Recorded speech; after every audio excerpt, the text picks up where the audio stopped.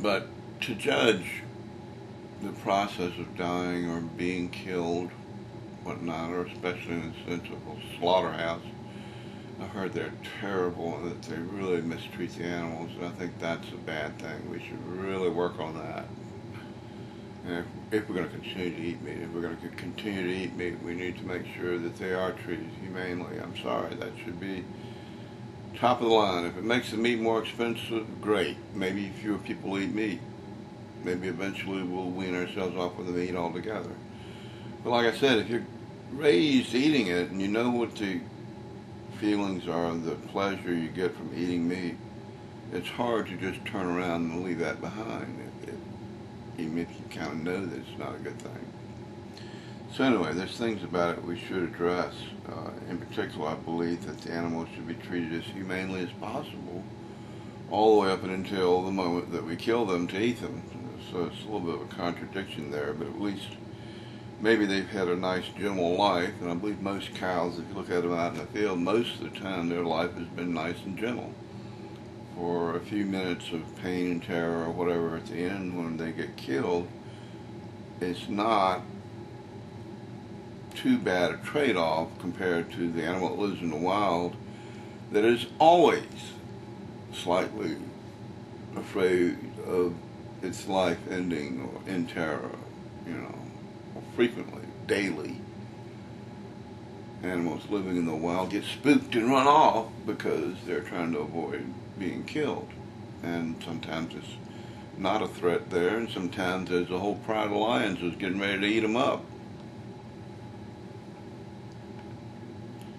So I don't see us raising them in a herd form as being any more cruel than that, than leaving them in the wild. So for that standpoint, I think that's pretty good. That's pretty nearly justifiable. They may be getting killed at a stage of their life before old age for the purpose of being eaten, and that's kind of wrong. I agree there. But, the trade-off may not have been so bad either. I'm not sure that a fair number of humans wouldn't choose to live a docile, quiet life and then be killed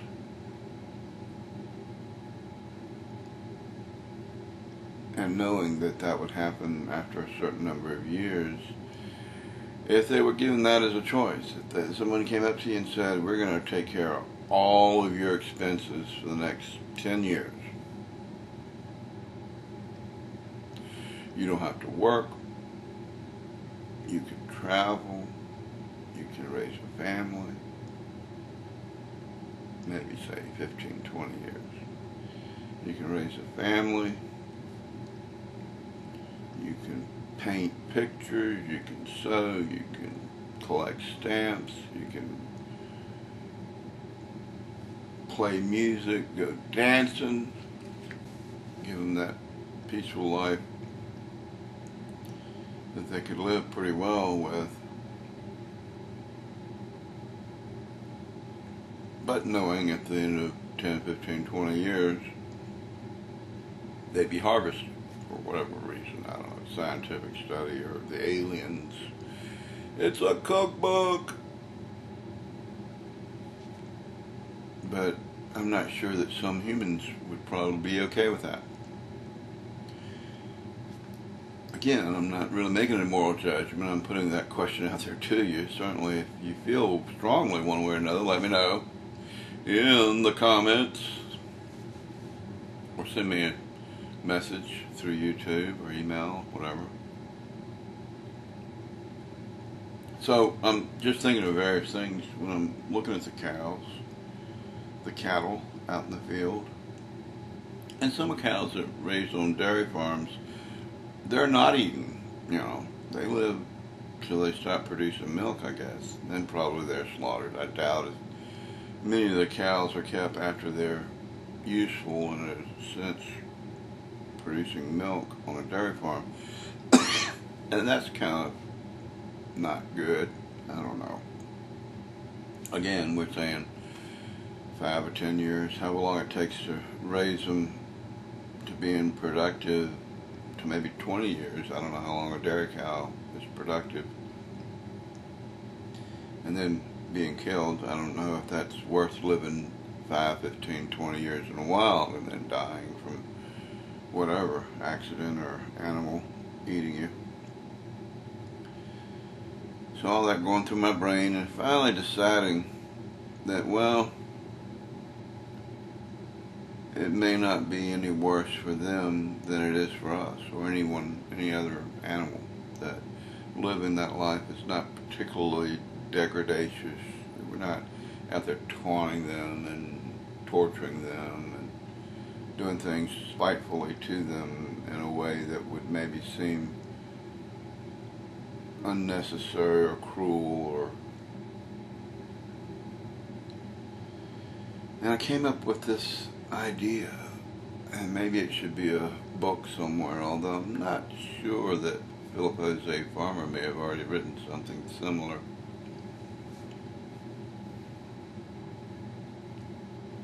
But a story about the mother cow.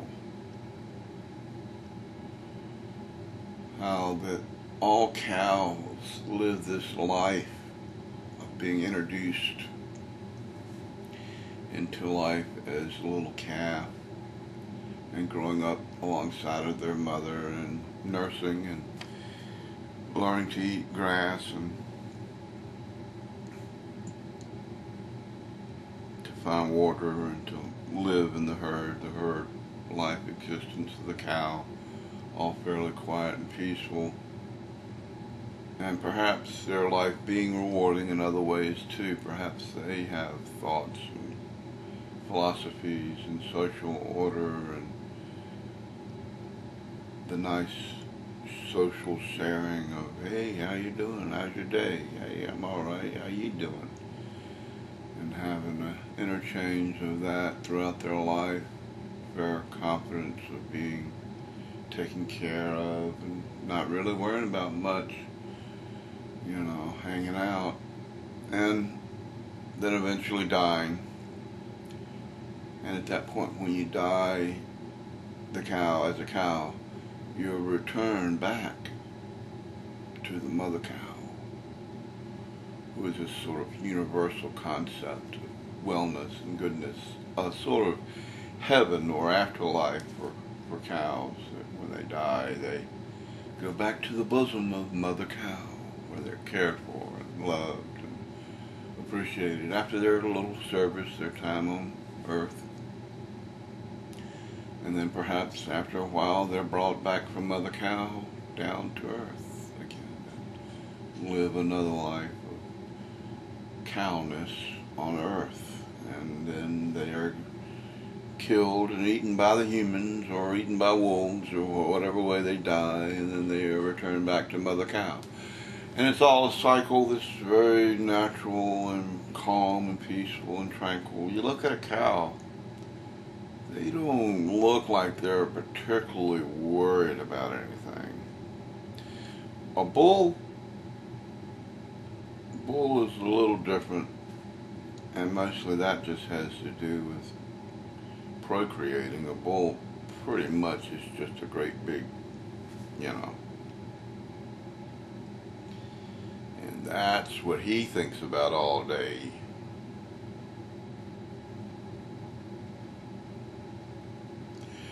Reminds me of this joke though. This couple, an older couple, they were like maybe in their 80s,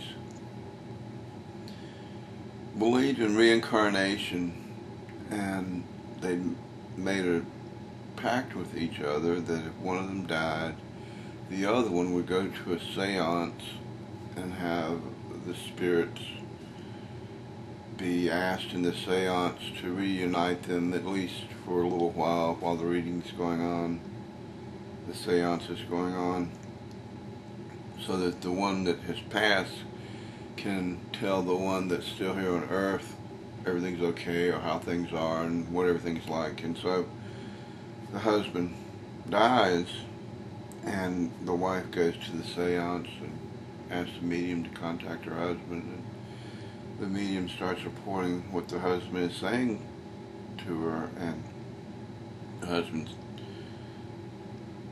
is happy to see the wife again and be able to share with her his afterlife. And so the wife says, well, how is it? And the husband says, oh, it's great. I wake up in the morning, I get fed, then I go outside to play, mess around, do whatever I want to all day. I have sex 5, 6 times a day, different mates each time. Then I get fed again in the evening and bedded down. And the wife says, my gosh, that's amazing. That's like ultimate heaven, you know. But were you reincarnated? And the husband says, yeah, I'm a stud bull living in Montana.